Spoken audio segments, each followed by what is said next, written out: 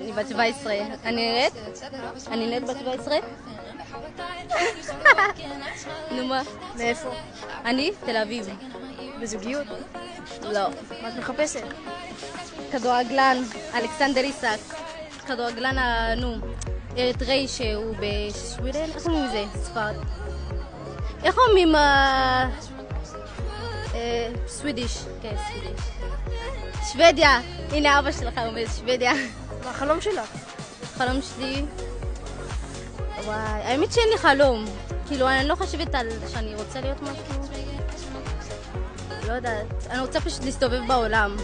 יש משהו שאת מתחרטת שעשית? אני? האמת שלא. משהו שאת מתחרטת שלא עשית?